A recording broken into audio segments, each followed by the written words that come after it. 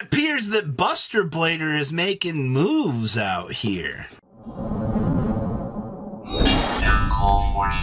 Make sure you guys smash the ever-living crap out of that subscribe button so you guys do not miss out on more awesome content. Alliance Insight meta continues to evolve out here.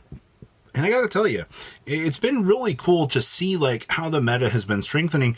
But as the meta is strengthening, a couple of decks kind of have been falling off out here. Now, as you know, as each and every week goes, we try to keep track of how the meta is going. And unfortunately, the two challengers, or the two strongest decks, are still sitting on the top of the throne out here, which are going to be your S tier Rizal and your S tier Malice. Now, this does not mean that other decks cannot compete against Rizal and Malice. It just means that the matchups against these two decks is going to be a lot harder. You have to actually work for your wins, and you cannot just mindlessly walk into them and go, oh, hey, I deserve to win this. No, that's not how this works. You have to work for these Ws. Now, in the A tier, we actually have White Forest. White Forest has been consistent across the field here, and I do not suspect that we are going to see any change out here with White Forest just because things have changed a little bit. This deck actually is very scary. Regenesis also sitting on the throne out here as an A tier monster. People have been trying to figure out all these cool ways to make this deck, you know, be a little bit more of a monster than it actually is. I can tell you, after having played Regenesis, the deck feels very, very broken at certain points. We also have the Memento drop out here. Memento has still been doing very strong out here. There's not been a real major shift against Memento. It's just deck is still doing very well. And then we have the power of Crystons. Let's rev it up and see what kind of synchro madness we can actually see unfold with this. Deck is still very good. Now, Blue Eyes Primite has actually dropped down to B tier this week. That's a little bit unheard of, but I believe that that's probably the application of just the meta kind of shifting around and readjusting. We also have Gem Knights still sitting here as a meta contender, which is very cool. We also have Orcust. Nothing really too crazy's changed there. You know, the fall was really, really surprising. Tenpai also still exploding out here. And then, of course, Code Talker. And then we have some Evil Twins, Branded, Runic, and our Buster Blader pile kind of creeping on around here. Let's pass on over to deck list. Starting things off here, we have your Rizal Detonator pile. I see that we are playing the C, or the number, what is it, 102 down here in the extra deck. Now to kind of tutor for some of those options, you gotta love getting Lancia set up and going. The fact that they even gave this deck an in-house way to search for it is so stupid, man. But, you know, Konami said, hey, you guys wanted the Malice matchup to be tolerable? We figured out a way to actually do so for you. Next up is Malice, triple backup secretary in here, and your one wizard adding this turn. I see that we're kind of changing things up, but only one Druis Worm in here. I guess they just don't feel like they need the extension capabilities the same way that the TCG feels like. Because the TCG version of this deck just wants to jam-pack as many Malice monsters into this bad boy as we can actually get and go. You also do see the double shifter in here as well. But this looks like a little bit of a pain in the butt to handle.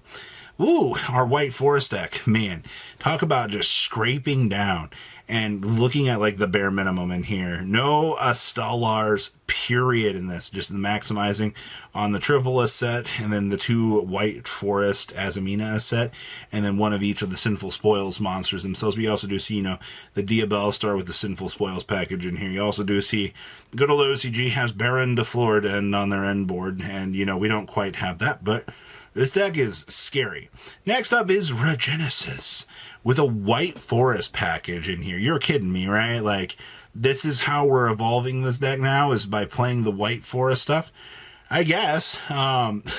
If you were questioning me, I would not be trying this out, but okay. I can tell you that the Regenesis stuff feels incredibly strong for what it is, but this might be the new method of madness to be testing out. Okay, next up here we have Memento.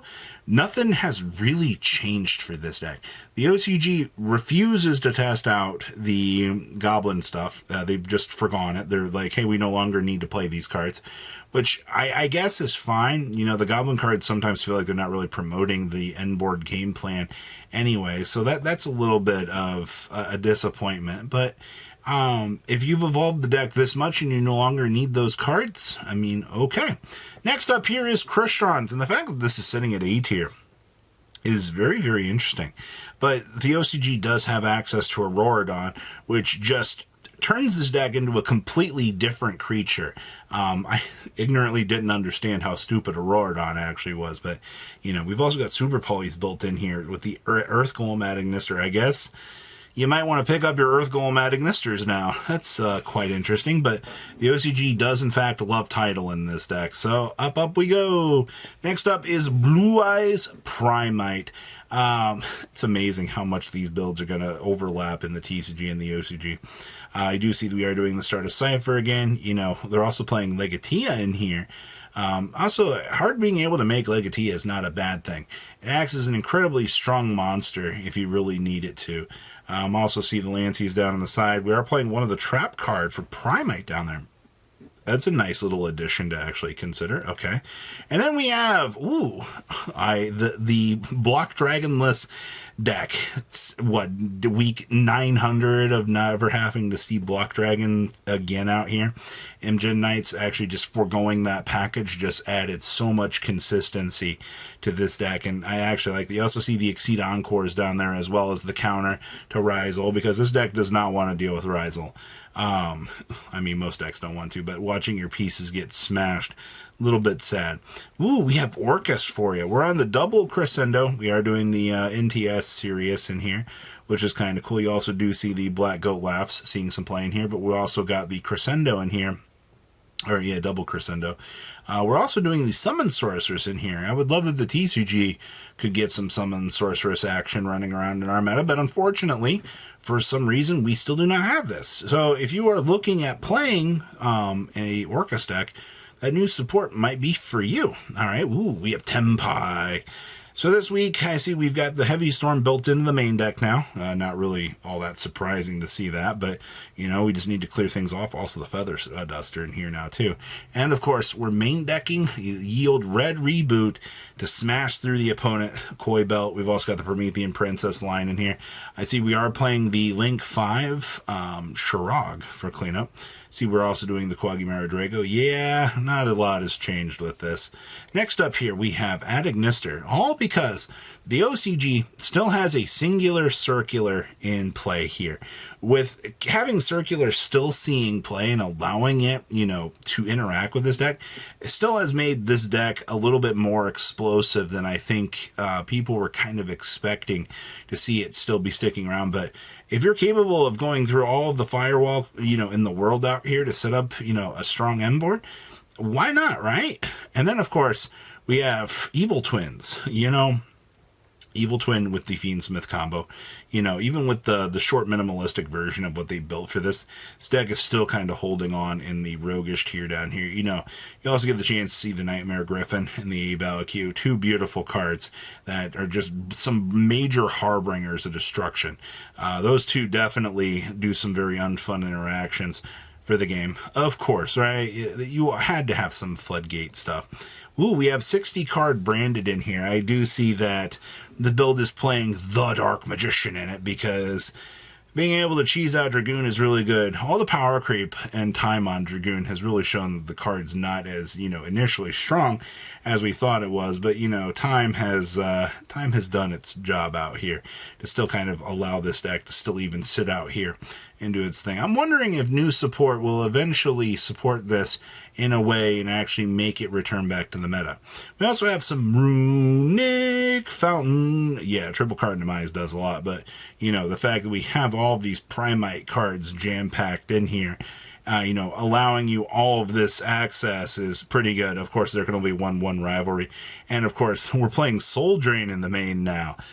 We've really reached the point now that Soul Drain is such an important card. Yeah, it didn't really feel like I saw that one coming, but it makes sense. And then we have Buster Blader Blue Eyes. I guess by putting Buster Blader cards in your deck, you actually weaken it and turn it into a less strong deck. That's very, very interesting to think about out here, but I guess that's just one of the things you kind of expect, right? If you're adding in new tools, sometimes the already existing tools just kind of cut back, but I think that this list is very, very solid. If you were looking for a Blue Eyes pile to play and you want to have fun, try something like this. But what do you guys think? Please leave a comment down below, tell me what you guys think, and I'll see your beautiful faces back here in day, guys.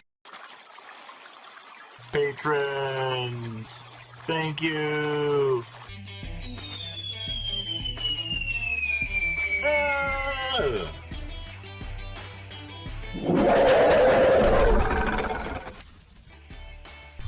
Thank you so much for watching. Check out these other videos.